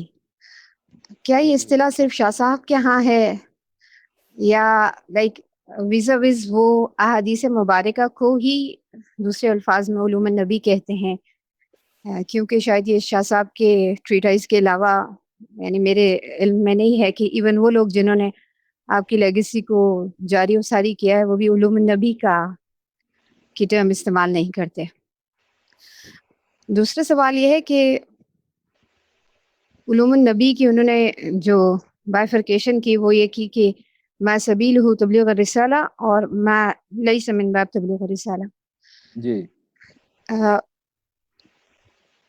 اس کو یعنی کیا یہ ایک شاہ صاحب کے ہاں اس میں کلیئرٹی ظاہر ہے ان کے ہاں تو ہوگی، لیکن اس کو پڑھتے ہوئے کیا ہمارے ہاں بھی یہ کلیئرٹی موجود ہوتی ہے کہ احادیث کے مجموعہ جات میں ہی یہ دونوں چیزیں موجود ہیں اور انہی دونوں چیزوں کے اعتبار میں ہی علماء کا اختلاف ہو سکتا ہے؟ لائک فار انسٹنس فقہا کیا یہ بات کہتے ہیں کہ ایک مخصوص حدیث من باب تبلیغ الرسالہ ہے اور دوسرے فقہا کہہ رہے ہوں کہ نہیں یہ من باب تبلیغ الرسالہ نہیں ہے؟ تو اس کو ڈٹرمن کون کرے گا؟ جیسے اب جدید معاشرتی علوم میں ہم کہتے ہیں کہ ڈسکور انالیسز ایک چیز ہے جو کانٹیکسٹ بیسڈ ہوتا ہے، کہ آپ کا جو کانٹیکسٹ ہوتا ہے جس میں لینگویج ایک ٹول ہے، کلچر ایک ٹول ہے، وہ ڈٹرمن کرتا ہے. تو शाह साहब इसको किस तरह से इसकी वजाहत है?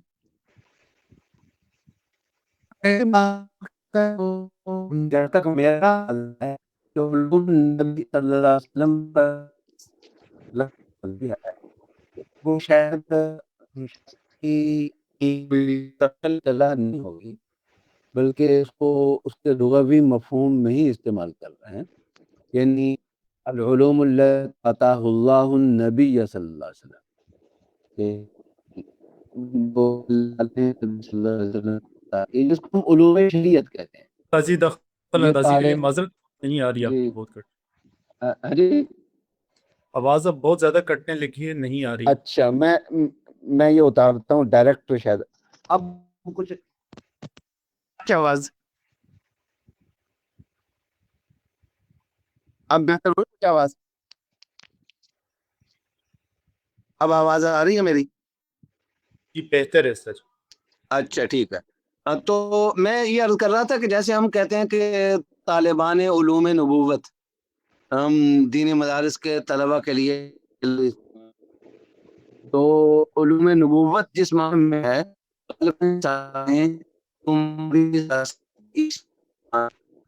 रसूलुल्लाह को दिया गया उलूम का दायरा उससे बहुत है, क्योंकि आपको तकवीनी उमूर पे बहुत सा इल्म दिया गया जिसका आपने इजहार नहीं किया, जो इजहार किया उसमें से भी कुछ आपने आगे नहीं आवाज बहुत ज्यादा पहुंचाया।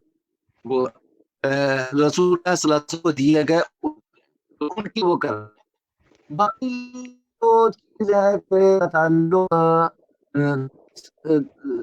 तबलीग रिसालत से है, इसका तबलीग रिसालत से नहीं है, ये डिपेंड करेगा इसको तयीन कौन करेगा।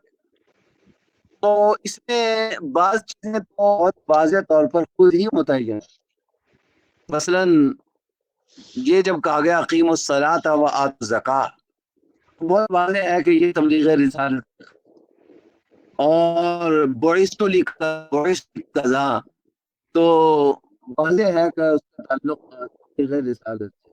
लेकिन कुछ जगह जैसा कि आपने फरमाया कि वो उसका ताल्लुक इज्तिहाद से भी हो जाता है, और इसकी बहुत सारी मिसालें मौजूद हैं, और मुमकिन है कि किसी ने इस पर काम भी किया हो, अगर नहीं किया तो बहुत बड़ा काम इस पे हो सकता है कि इस बाब में कि ये तबलीग रिसालत के कबील से है या आदात या किसी और कबील से है, इसमें फ़ुक़हा का इख्तलाफ हो गया। एक ही नस को बाज़ फ़ुक़हा ने एक ज़ाविये से लिया और बाज़ ने दूसरे ज़ाविये से लिया। मसलन ये हदीस है कि मन अहया अर्ज़म मैततन फहिय लहू, ये रसूलुल्लाह सल्लल्लाहु अलैहि वसल्लम ने ऐलान फरमाया कि जो ज़मीन बेआबाद होती है और कोई उसका मालिक नहीं होता, अर्ज़ मुबाह उसको कहते हैं। हमारे यहाँ ये समझा जाता है कि ये सारी ज़मीनों के मालिक रियासत होती है, जो जिसका कोई और मालिक नहीं होता, लेकिन फ़ुक़हा के यहाँ इसमें फ़र्क है। एक अराज़ियाँ सुल्तानियाँ होती हैं, वो अलग होती हैं, जो सुल्तान की या रियासत की मिल्कियत होती है, और कुछ ऐसी होती हैं जो किसी की भी मिल्कियत नहीं।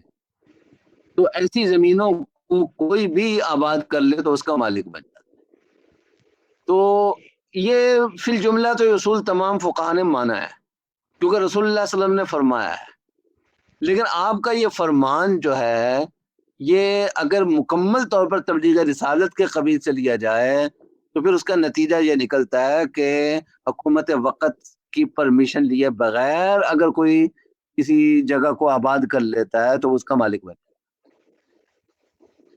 है। और अगर ये कहें कि रसूलुल्लाह सल्लल्लाहु अलैहि वसल्लम ने बतौर हाकिम और मुंतजिम फरमाया, तो मैंने पिछली दफ़ा भी अर्ज़ किया था कि जो तबलीग रिसालत के कबील से नहीं होती उनमें भी बाज़ औक़ात हमारे लिए हुक्म शरई अख़ज़ करने का, तो उससे ये होगा कि इमाम अगर इजाज़त दे दे, यानी हाकिम वक्त अगर इजाज़त दे दे और उसकी इजाज़त से उसके कहने से अगर कोई करता है तो वो हो जाएगा। तो इमाम अबू हनीफा ने इसकी दूसरी तशरीह को लिया है, और इमाम बाकी अइम्मा ने और शायद इमाम अबू यूसुफ और इमाम मोहम्मद ने भी پہلی تشریح کو لیا، اور اسی کی بنیاد پر ایک بہت بڑا مسئلہ ہے، اور سپریم کورٹ نے اپنے وہ قزل باش کیس میں بھی اس کو ذکر کیا، اگرچہ فیصلے کا وہ جو کورٹ آرڈر تھا اس کا حصہ نہیں بنا. اگر کورٹ آرڈر کا حصہ بن جاتا تو بہت زیادہ وہ پکی بات ہو جاتی کہ یہ جو جاگیرداروں کی زمینیں ہیں الاٹ کی ہیں انگریزوں نے، تو جن پر انہوں نے قبضہ کر لیا اور انہوں نے آباد کر لی، وہ تو ان کی ملکیت میں آ گئی، اور باقی جو ہیں وہ فلاں جگہ تک تمہاری ہے، لیکن آباد ان کے ہاریوں نے کی ہیں، تو اس کا مالک ان کے ہاری ہوں گے اس سیاق میں. اور یہ بڑا اہم ایشو ہے، اور اگر سپریم کورٹ اس پہ چاہے تو دوبارہ، مجھے نہیں معلوم کہ اس پہ دوبارہ غور کرنے کی کتنی گنجائش موجود ہے، لیکن بہرحال ایک بہت بڑا انقلاب آ سکتا ہے. مجھے نہیں لگتا کہ پاکستان میں ایسا ہو سکتا ہے یا نہیں ہو سکتا، اس طرح کوئی فیصلہ آ سکتا ہے یا نہیں آ سکتا. تو بہرحال اس میں جس طرح باقی نصوص کے فہم میں فرق پڑ جاتا ہے، تخصیص میں، تعمیم میں، اطلاق میں، تقیید میں، اسی طرح تبلیغ رسالت کے قابل ہونے یا نہ ہونے میں بھی اجتہادات کا فرق پڑ سکتا ہے.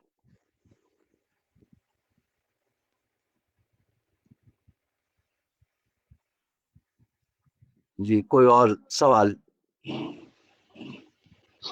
السلام علیکم. میں ایک سوال پوچھنا چاہتا ہوں اسی سے جی فرمائیے. متعلق جو آپ جی استادی جو آپ نے ابھی فرمایا ہے، جی یہ جو باب تبلیغ رسالہ اور لیس من باب تبلیغ رسالہ کے حوالے سے اس کے جو قواعد ہیں یا اس کے کوئی احکام ہیں یا اس کے اوپر کسی نے کچھ کام کیا ہے، اور اگر اسلامی علوم میں خود شاہ صاحب نے یا ان کے علاوہ کسی نے، اگر وہ آپ کے کوئی علم میں ہو تو اس کی طرف ذرا اشارہ فرما دیجیے. ہاں وہی میں یہی بات عرض کر رہا کہ اندازہ تو میرا ہے کہ اس پر کام ہوا ہوگا، لیکن اس میں جو کام ہوئے ہیں میری نظر عام طور پر ان پہ کم ہوتی ہے. مولانا عمار صاحب شاید آپ کو زیادہ بہتر بتا دیں کہ اگر نہیں ہوا میرا کام ہو سکتا ہے، اور بہت بڑا کام اس پہ ہو سکتا ہے. اور اس کے احکام پر جیسے اس طرح کا لکھا گیا ہے خلاف یا فقی احکام پہ کیا مرتب ہوئے ہیں، تو اس باب میں بھی اس کے فقی احکام پہ کیا اثرات مرتب ہوئے ہیں، فقہا کے اختلاف پہ کیا اثرات. تو میرا خیال یہ کہ اس پہ خاصا بڑا کام ہو سکتا ہے، اگر نہیں ہوا، کوئی ہوا ہو میرے ذہن میں نہیں ہے. جزاک اللہ.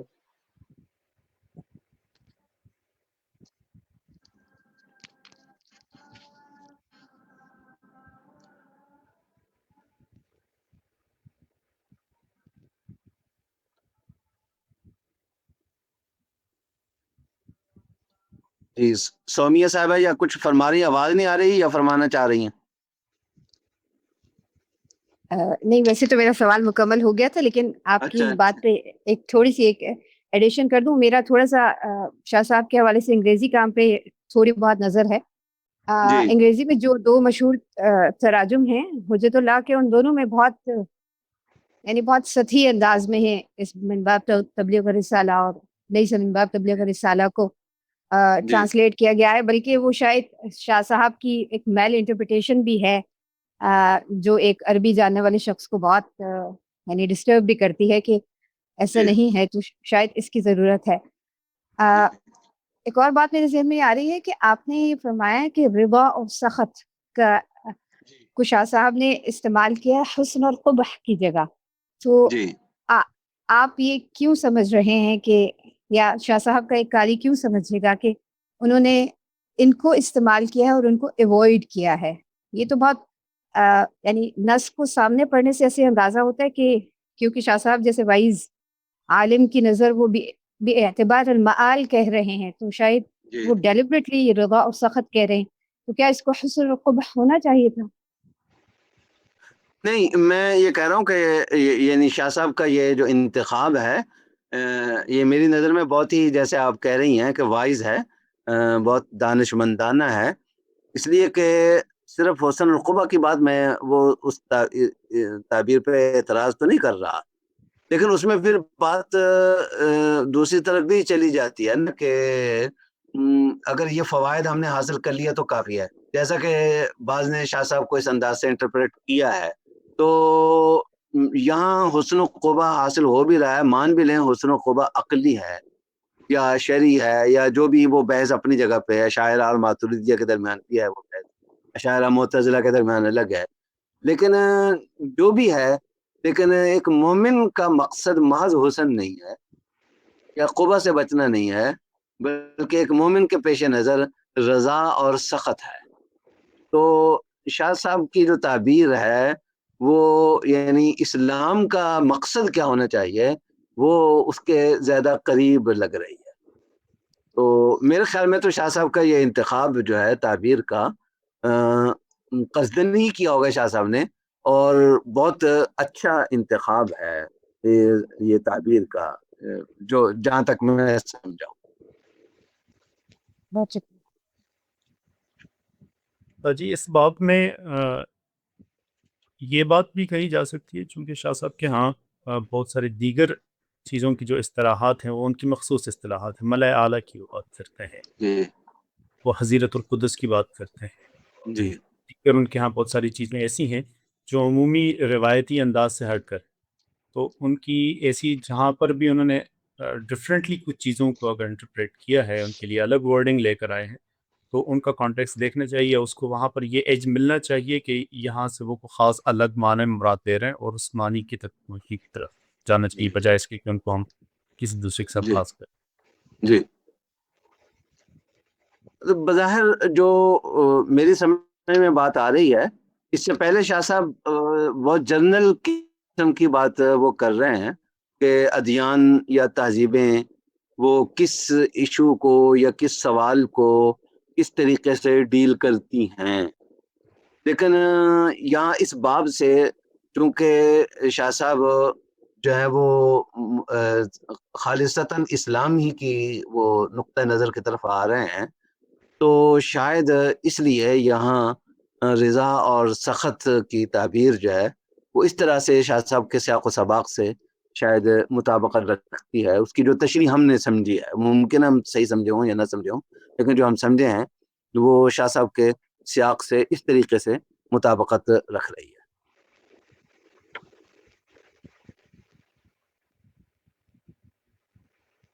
السلام علیکم مولانا.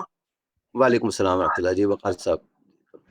مولانا پچھلے درس سے متعلق لیکن تھوڑا سا شاید غیر متعلق ہوگا، ایک سوال یہ میرے ذہن میں آ رہا تھا کہ جب ہم نبی اکرم صلی اللہ علیہ وسلم کے اجتہادات کی بات کرتے ہیں تو کیا کچھ روایات یا کوئی مستقل اس بارے میں کام ہوا ہے کہ خود رسول اللہ صلی اللہ علیہ وسلم نے کچھ احکامات قرآن پاک سے استنباط فرمائے ہوں؟ وہ درست ہوگا کہ وہ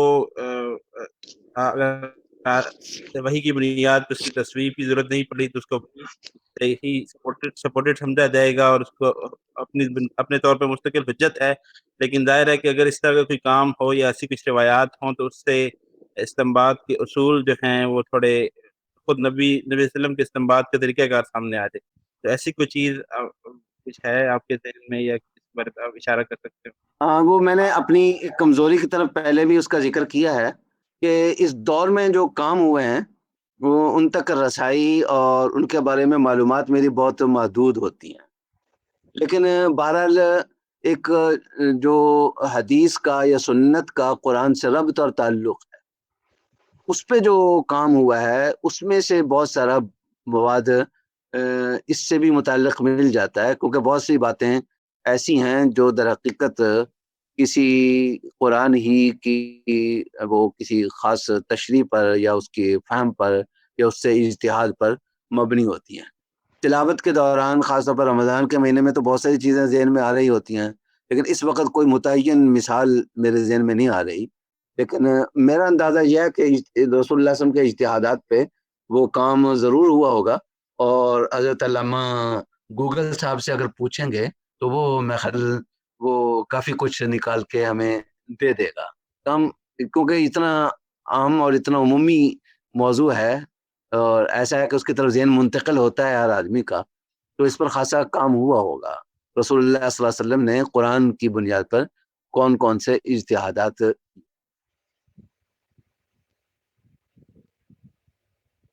بلکہ جو کام اس دور میں ہوئے ہیں یا ہو رہے ہیں ان پر جو ہے وہ تو میں خود آپ سے سیکھنا چاہوں گا کیونکہ میں وہ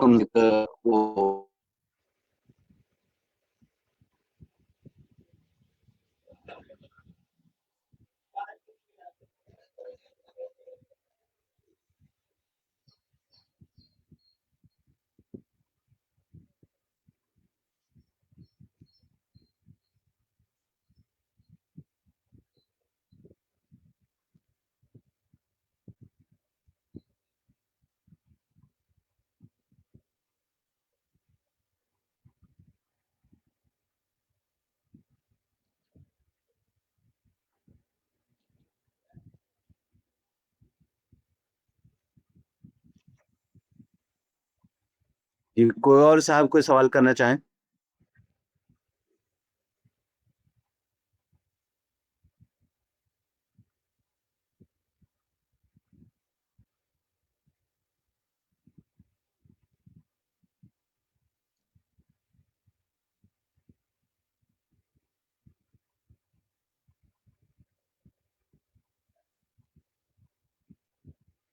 کوئی بول ہی نہیں رہا یا آواز مجھے نہیں آ رہی؟ میرے خیال سے سوالات ختم ہو گئے. جی یہ وقاص صاحب شاید کچھ کہنے لگے. جی سر میں یہی عرض کر رہا تھا کہ آواز آ رہی ہے، ہم آپ خاموش ہیں، وقت تو بھی دیکھ رہے ہوں گے، وقت کو دیکھ رہے ہوں گے تھوڑا ہے، تو اگر سوال پوچھا اوپر نہ ہو جائے تو شاید ایسے نہیں اوپر نہیں جاتے انشاءاللہ. اب تقریباً 6 منٹ رہتے ہیں سحری کا وقت ختم ہونے میں. اس حوالے سے ساجی یہی میں بتا دیں تھوڑا سا کہ بات کے سب کے بات میں جو ہمارے صغیر کی حد تک جی یا ایون عربی جو ہمارے اسکالرس رہے ہیں ان میں وہ کون سے لوگ ہیں جنہوں نے شاہ صاحب کی کام کو سگنیفیکنس دیا اور اس کے حوالے سے زیادہ کام کیا، یا جن کو ہمیں پڑھیں تو ایک وہ ریلیونٹ بھی ہوں اور ہمیں واقعاً سمجھ گیا. جو جدید نقطہ نظر سے کیے گئے کام ہیں وہ تو ظاہر ہے کافی مشہور ہیں ان میں، جی لیکن روایتی ڈنگ میں ان کو ایڈجسٹ کرتے ہوئے جن لوگوں نے کام کیا ہے. میرے ذہن میں کوئی اس طرح کا وہ نہیں ہے کام. وہ ایک عام شرح ہے اور وہ حل کتاب کی حد تک میں خیال کافی وہ ہوگی مولانا سعید احمد پالن پوری کی رحمۃ اللہ الواسعہ کے نام سے. لیکن اس کے علاوہ جس طرح کا آپ کہہ رہے ہیں میں آپ کی مراد سمجھ گیا ہوں کہ اس کو ایک روایتی جو فکر ہے، کیونکہ وہ جدید ذہن کے انداز میں شاہ صاحب کو پیش کرنے کا کام تو بہت زیادہ ہوا ہے، لیکن اس ڈھانچے میں ڈھال کر شاہ صاحب کو وہ رکھا جائے اور یا دیکھا جائے، اس اینک سے شاہ صاحب کو پڑھا جائے، اس پہ میرا خیال ہمارے شاید نام تو شاہ صاحب کو بہت زیادہ لیا گیا ہے. مجھے اندازہ نہیں ہے کہ اس پہ کام کتنا کو ہوگا. تو سیاسی حوالے سے جمعیت علماء ہند نے شاہ صاحب کے کچھ نقطہ نظر کے حوالے دیے ہیں. مثلا مولانا محمد میاں نے جمعیت علماء ہند کی تاریخ پہ جو کتاب لکھی ہیں، علماء ہند کا شاندار ماضی وغیرہ، اس میں شاہ صاحب کی بہت ساری چیزوں کو اپنے انداز سے انٹرپریٹ کیا ہے، جہاد کو اور اس کو، لیکن وہ روایتی ہم اس کو نہیں کہہ سکتے کیونکہ روایتی نقطہ نظر اس سے خاصا مختلف. اسی طریقے سے جو حضرات تھوڑا سا میلان رکھتے تھے بائیں بازو کی طرف معیشت میں بھی، مولانا حفظ الرحمان سیوہاروی، یا انہوں نے جو ہے وہ شاہ صاحب کی باتوں کو وہ اپنے انداز سے لیا ہے. اور مولانا عبید اللہ سندھی تو اس انداز سے خاصے معروف ہیں، لیکن اس کو بھی ہم روایت سے متعلق اس لیے نہیں کہہ سکتے کہ اگرچہ وہ علماء دیوبند میں بھی شامل ہوتے ہیں، اور اگر میں مزاح میں کہوں کہ سر بکف سر بلند کے اس میں بھی آتے ہیں وہ لیکن یہ ہے کہ اپنی فکر کے اعتبار سے ظاہر ہے کہ وہ اس میں اس کیٹیگری میں فال نہیں کرتے. تو اس حوالے سے میرے خیال میں تو سب سے زیادہ جو اس میں وہ اس وقت مولانا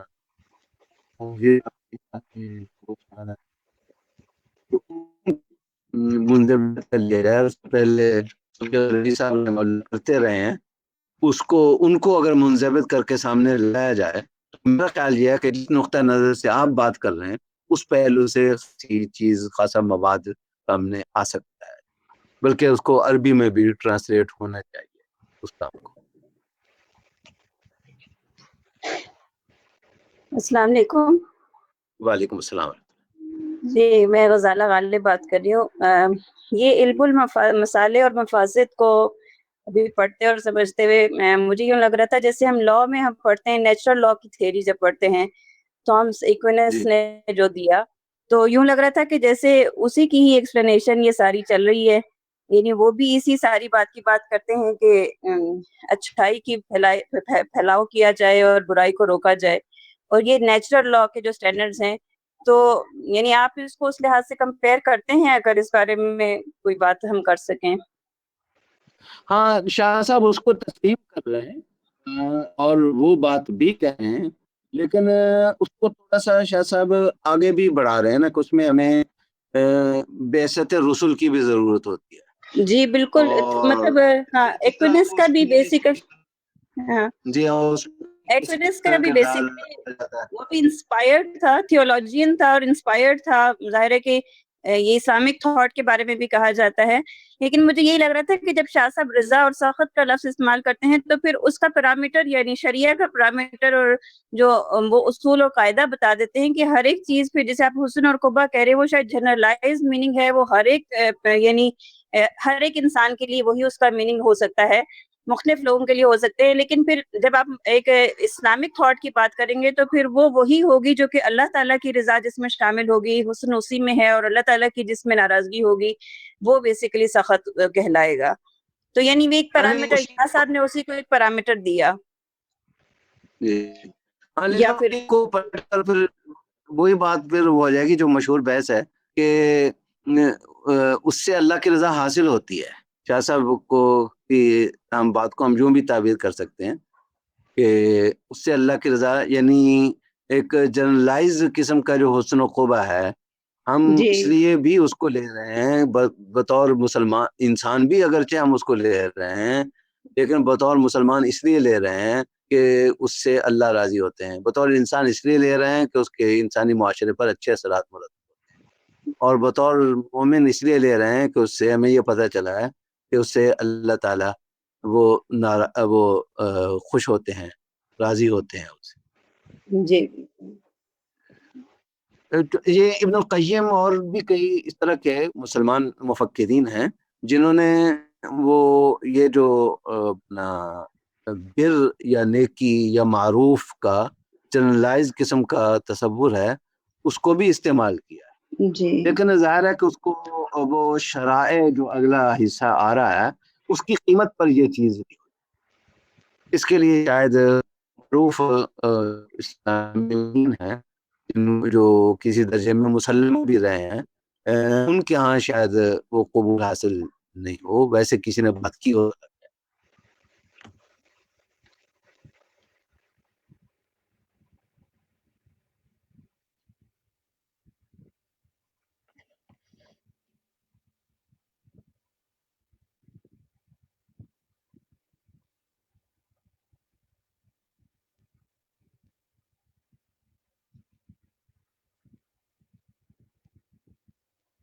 اور اسی کا سوال السلام علیکم۔ وعلیکم السلام ورحمۃ اللہ۔ مفتی صاحب سوال یہ تھا، آپ نے کچھ دیر پہلے ذکر کیا تھا کہ کوئی آج کل کے دور میں کوئی صاحب ہے جن کے دروس کو منضبط کرنے کی ضرورت ہے، ان کا نام کیا تھا؟ میں مولانا زاہد الراشدی کی بات کر رہا تھا۔ اچھا مولانا زاہد الراشدی اور مولانا ان سے پہلے جو ہے مولانا زاہد الراشدی صاحب کے چچا تھے صوفی عبدالحمید صاحب، وہ بھی حجت اللہ البالغہ کا درس دیتے رہے ہیں، تو وہ چیزیں ریکارڈیڈ تو ہوں گی بظاہر، تو وہ اگر منضبط ہو جائیں۔ وقاص صاحب پوچھ رہے تھے کہ جو روایتی مکتب فکر ہے اس کے نقطہ نظر سے شاہ صاحب کی تشریح و تعبیر جو ہے وہ شاید اتنی زیادہ سامنے نہیں آئے. تو میں یہ کہہ رہا تھا کہ ان حضرات کا کام منضبط ہو جائے تو یہ خلا پر ہو جائے گا. ٹھیک، شکریہ.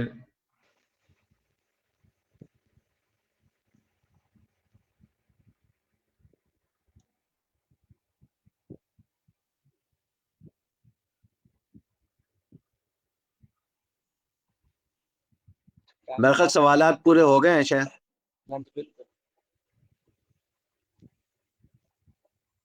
اجازت لیں پھر. رسالہ غالب صاحب کا ایک سوال ہے.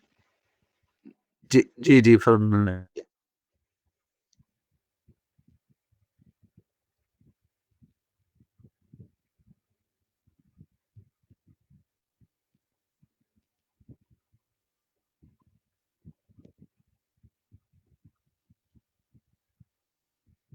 جی آواز میرے خیال نہیں آ رہی شاید نہیں ہے سوال. اچھا ٹھیک. جی درخواست کرتے ہیں. تو جب آپ چھٹی دیں گے ہم چھٹی کر لیں گے. درخواست کرتے ہیں. ٹھیک ہے. إلى اللقاء. استودعكم الله الذي لا تضيع ودائعه.